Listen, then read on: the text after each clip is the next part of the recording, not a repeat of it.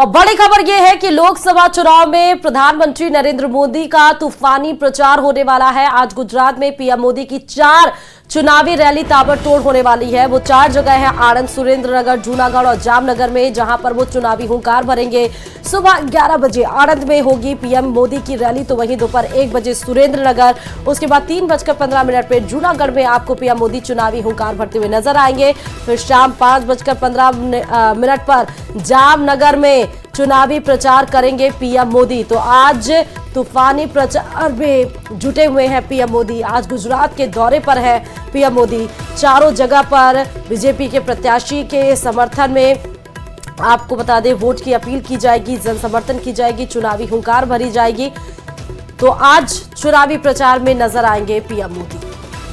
चलिए खबरों में आगे बढ़ते बताते चले कि पाकिस्तान के पूर्व मंत्री चौधरी फवाद हुसैन ने सोशल मीडिया प्लेटफॉर्म एक्स पर किए गए एक पोस्ट को लेकर देश में सियासत तेज हो गई है। फवाद चौधरी ने अपने पोस्ट में राहुल गांधी के भाषण का कुछ हिस्सा शेयर करते हुए उनकी तारीफ की, तो बीजेपी ने इस पर सवाल खड़े कर दिए। देखिए रिपोर्ट।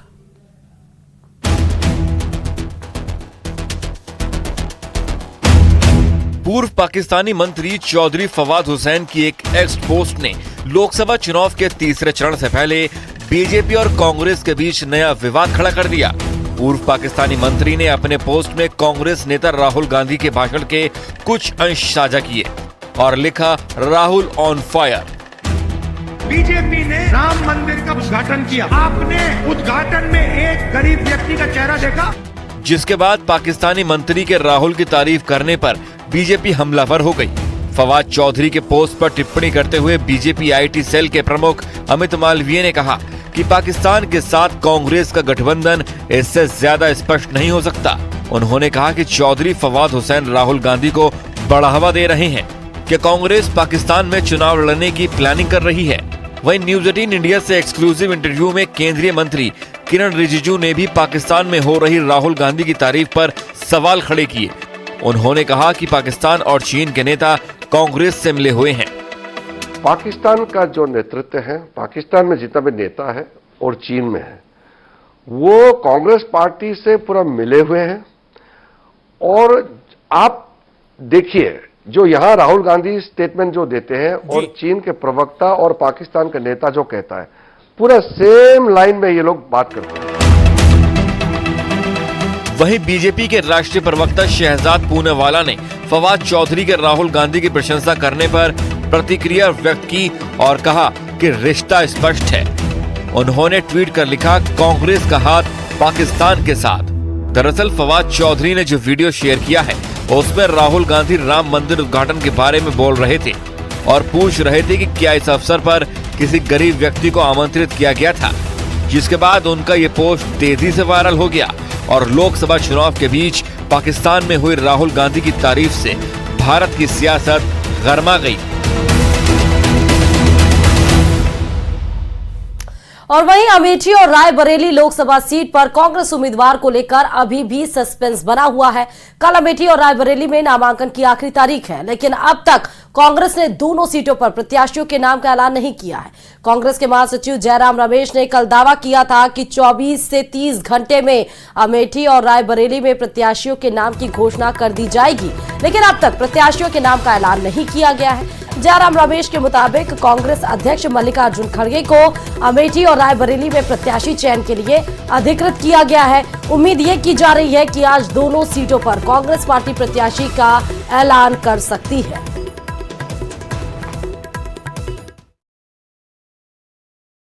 सेंट्रल इलेक्शन कमेटी ने कांग्रेस अध्यक्ष जी को पूरा अधिकार सौंपा है कि वो जल्द से जल्द अमेठी और रायबरेली के जो कांग्रेस पार्टी के उम्मीदवार हैं उसकी घोषणा करें। मेरा ये मानना है कि अगले 24 घंटे के अंदर कांग्रेस अध्यक्ष इसकी घोषणा करेंगे।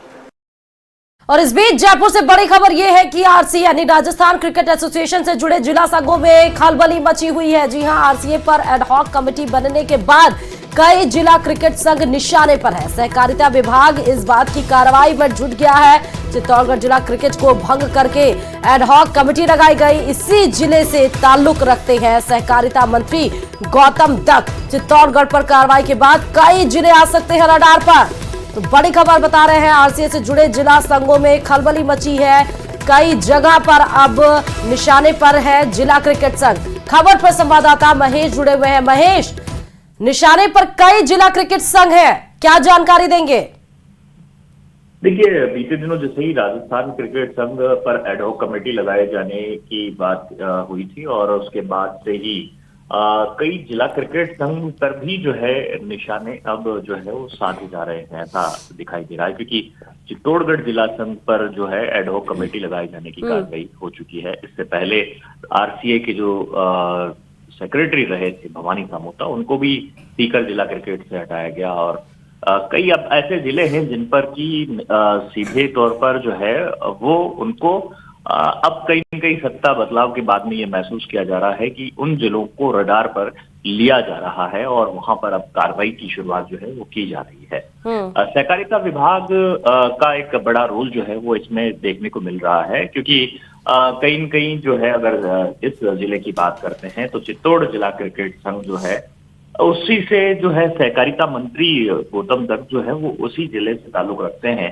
तो ऐसे में देखने वाली बात ये भी है कि सहकारिता की ओर से जो कार्रवाइयां, क्योंकि सहकारिता में रजिस्ट्रेशन होता है इन जिला क्रिकेट संघों का और यही जिले जो है सहकारिता से जो है एफिलेटेड होते हैं और उन्हें जो मान्यता देने का काम सहकारिता करता है। इस लिहाज से एडहॉक कमेटी का निर्णय भी सहकारिता विभाग की तरफ से होता है। अब बाकी बात अलग है कि खेल जो परिषद है उससे भी उनका एफिलिएशन होता है, बिल्कुल। तो ये तमाम जो कार्रवाई है वो की जा रही है। बहुत बहुत शुक्रिया महेश तमाम जानकारी देने के लिए। और इस बीच धौलपुर से भी बड़ी खबर आ रही है। धौलपुर से बड़ी खबर यह है कि बाड़ी के छत गिरने से 2 लोगों की मौत हो गई है। निर्माणाधीन मकान का छत गिरने से यह हादसा घटित हो गया, जिसमें 2 लोगों की मृत्यु हो गई। मकान का छज्जा गिरने से 2 लोगों की मौत की खबर सामने निकल कर आई है। करीबन आधा दर्जन लोग घायल बताए जा रहे हैं। घायलों को उपचार के लिए अलग अलग अस्पताल में भर्ती कराया गया है। मृतकों के शवों को जिला अस्पताल की मोर्चरी में रखवा दिया गया है। तो बाड़ी छत गिरने से 2 लोगों की मौत की खबर और 1 दर्जन लोग घायल बताए जा रहे हैं। मृतकों के शवों को जिला अस्पताल की मोर्चरी में रखवा दिया गया है। मकान का छज्जा गिरने से 2 लोगों की मौत बताई जा रही है और जो लोग घायल हैं उनको अस्पताल में भर्ती करवा दिया गया है। बता दें, संवाददाता हरिवीर इस खबर पर जुड़े हैं। हरिवीर, छत गिरने से 2 लोगों की मौत की खबर आ रही है और तमाम लोग घायल भी हैं। हरिवीर जी बिल्कुल, मकान निर्माणाधीन मकान था, उसकी छत गिरने से ये हादसा हुआ है और मकान पर काम चल रहा था। तो उसी दौरान जो मजदूर थे जिनमें से 2 लोगों की मौत हो गई है। करीब आधा दर्जन जो लोग हैं वो घायल हुए हैं। उनको वहाँ स्थानीय लोगों ने और परिजनों ने अस्पताल में अलग अलग अस्पताल में भर्ती कराया है और उनका इलाज चल रहा है। जो 2 मौतें हुई है उनकी सबको अस्पताल में रखवा दिया है। पोस्टमार्टम के बाद जो कार्रवाई है वो की जाएगी। जी बहुत बहुत शुक्रिया हरिवीर तमाम जानकारी देने के लिए खबर पर। तो धौलपुर से बड़ी खबर है, जहां एक निर्माणाधीन मकान बन रहा था जिसका छज्जा गिरने से 2 लोगों की मौत हो गई। तमाम लोग घायल बताए जा रहे हैं। फिलहाल शवों को मोर्चरी में रखवा दिया गया है। जैसलमेर से एक और बड़ी खबर आपको बताते चले, जहां ट्रैक्टर से बाइक टकरा गई है। हादसे में युवक की दर्दनाक मौत हो गई। जलदाय विभाग में कर्मचारी है देवीलाल नाई जिस व्यक्ति की मौत हुई है। ये भी बताते चले कि जोधपुर भड़ियाड़ा सड़क मार्ग पर यह भीषण सड़क हादसा हुआ। भड़ियाड़ा पुलिस अब पूरे मामले की जांच कर रही है। तो बाइक टकरा गई है ट्रैक्टर से, जिसमें एक हादसे में युवक की मौत हो गई। जलदाय विभाग में ये कर्मचारी है देवीलाल नाई।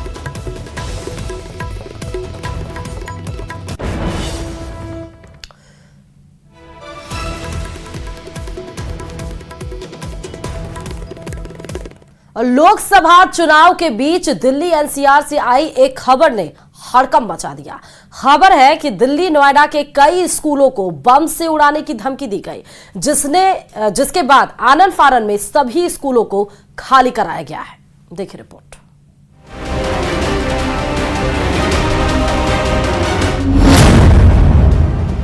स्कूलों को बम से उड़ाने की धमकी।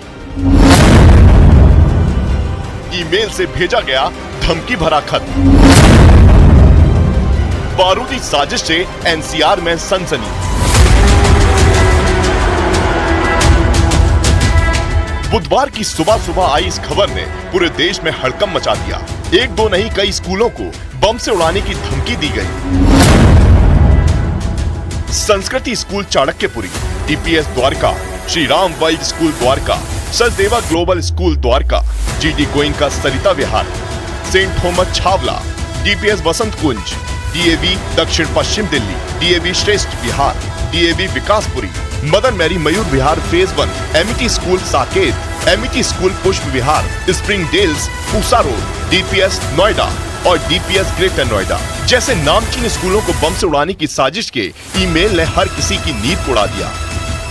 दिल्ली के कई स्कूलों में आज सुबह सुबह एक ऐसी मेल आई जो धमकी भरी थी, जिसमें ये कहा गया था कि दिल्ली के इन स्कूलों में जो बम है वो रखा गया है। जिसके बाद सबसे पहले द्वारका के डीपीएस स्कूल में एक मेल मिली, क्योंकि स्कूल का स्टाफ सुबह सुबह आया था। उसने मेल के जरिए ये जानकारी जब देखी तो उसके बाद उनके होश उड़ गए। इसको हैंडल करते हुए डॉग स्क्वाड और बॉम्ब स्क्वाड सभी स्कूलों के अंदर गए।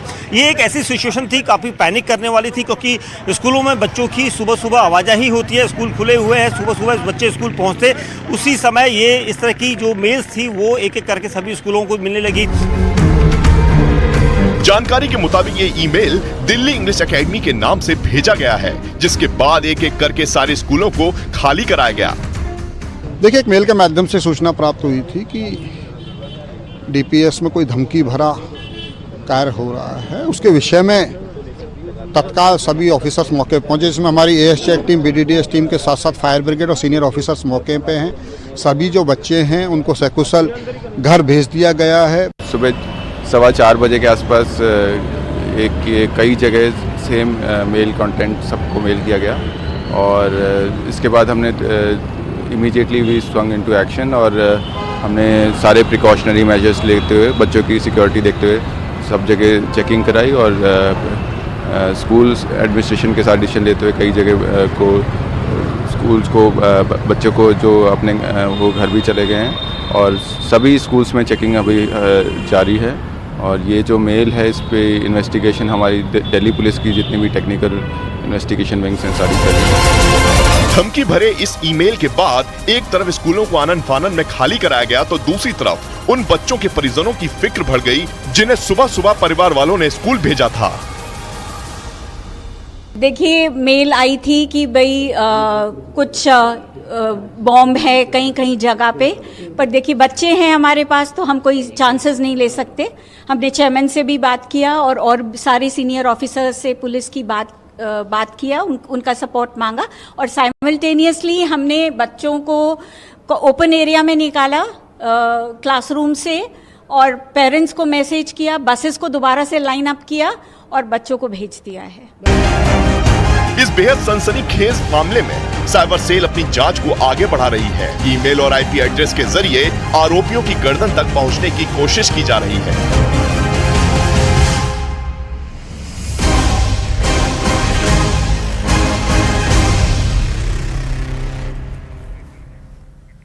और अब खबर जैसलमेर से है, जहां पुलिस ने बड़ी कार्रवाई करते हुए रादिया गांव से 11 किलो अफीम का दूध, 630 ग्राम अफीम और 19 लाख रुपए नगद बरामद कर आरोपी को गिरफ्तार किया है। इसके बाद ही मादक पदार्थों के परिवार में प्रयुक्त वाहन भी जब्त किए गए हैं। पुलिस के अनुसार बुधवार को तड़के मुखबिर से सूचना मिली कि राटिया गांव में भारी मात्रा में अफीम का दूध, निर्मित अफीम और नकदी एक घर में रखी गई है, जिसके बाद इस पूरी कार्रवाई को अंजाम दिया गया। कई वाहन भी पुलिस के द्वारा जब्त किए गए, शख्स भी गिरफ्तार किया गया, यानी नशे के खिलाफ पुलिस की बड़ी कार्रवाई को अंजाम दिया गया। 11 किलो अफीम का दूध और भारी मात्रा में और सारी चीजें बरामद की गई। साथ ही पुलिस ने 19 लाख रुपए भी बरामद किए। बनियाना पुलिस स्टेशन में हमने ऑर्गेनाइज क्राइम के विरुद्ध जो हम लोग अभियान चला रहे हैं उसके तहत एक अच्छी कार्रवाई की है, जिसमें लगभग 11 किलो दूध और लगभग 600 ग्राम के आसपास अफीम का हमने सीजर किया है। उसमें उसके अलावा 19 लाख रुपए कैश सीज किया है और एक बुलेरो कैंपर सीज किए। जो रातड़िया थाने का एक व्यक्ति था जिससे ये सीजर हुआ है, उसका नाम गोमाराम है।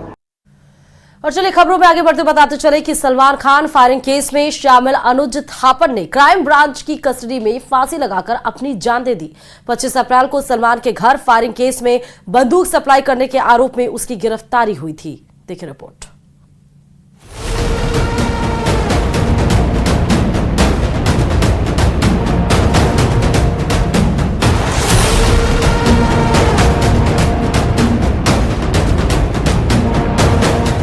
सलमान खान के घर गैलेक्सी अपार्टमेंट पर हुई फायरिंग का मामला लगातार चर्चा में बना हुआ है। पुलिस मामले की जांच में जुटी हुई है। इस बीच इस केस में एक नया मोड़ सामने आया। दरअसल शूटर्स को बंदूक सप्लाई करने वाले एक आरोपी ने क्राइम ब्रांच की कस्टडी में फांसी लगाकर अपनी जान दे दी है। आरोपी का नाम अनुज थापन था और वो पिछले कुछ दिनों से पुलिस कस्टडी में था, जहां उसने बाथरूम में फांसी लगा ली। खुदकुशी की कोशिश करने की जानकारी मिलते ही पुलिस प्रशासन एक्शन में आ गया और आरोपी अनुज को लेकर अस्पताल भागा, लेकिन इस बीच अनुज थापन ने दम तोड़ दिया, जिसके बाद आरोपी की कस्टडी में खुदकुशी का मामला तूल पकड़ता जा रहा है। जहां एक तरफ परिवार ने बेटे की मौत के पीछे साजिश का आरोप लगाया, वहीं आरोपी के वकील ने भी अनुज थापन की मौत पर सवाल खड़े किए हैं। शिवसेना ने भी आरोपी की पुलिस कस्टडी में हुई मौत पर सवाल उठाए और पुलिस प्रशासन की कार्रवाई को गलत ठहराया। शिवसेना ने आरोप लगाया कि मुंबई पुलिस ने आरोपियों से जबरदस्ती पूछताछ करने की कोशिश की, जिसकी वजह से ये मौत हुई है।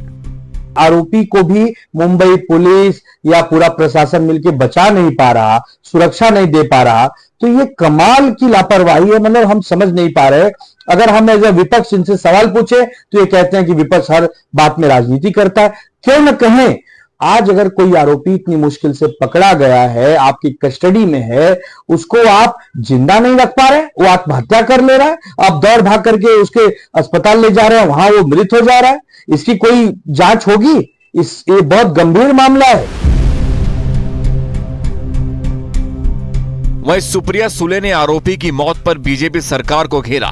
उन्होंने ट्वीट कर लिखा कि बीजेपी सरकार के तहत महाराष्ट्र में कानून व्यवस्था की भयावह स्थिति के लिए शब्द कम पड़ रहे हैं। सलमान खान के आवास पर गोलीबारी मामले के एक आरोपी की पुलिस हिरासत में कथित तौर पर आत्महत्या का प्रयास करने से मौत हो गई। ऐसी घटनाएं बीजेपी की गलत प्राथमिकताओं को उजागर करती हैं। बता दें कि हफ्ते भर पहले ही पुलिस ने कार्रवाई करते हुए 2 आरोपियों को पंजाब से गिरफ्तार किया था। इसमें 37 वर्षीय सोनू सुभाष चंद्र और 32 साल का अनुज थापन शामिल था। जानकारी के मुताबिक अनुज लॉरेंस बिश्नोई गैंग के संपर्क में था। मुंबई की क्राइम ब्रांच ने सूरत की तापी नदी से एक पिस्टल और कुछ जिंदा कारतूस बरामद किए थे। क्राइम ब्रांच का दावा है कि ये वही हथियार हैं जिसका इस्तेमाल 14 अप्रैल को सलमान के घर के बाहर फायरिंग करने में किया गया था, जिसके आधार पर ये दोनों आरोपियों की गिरफ्तारी की गई है।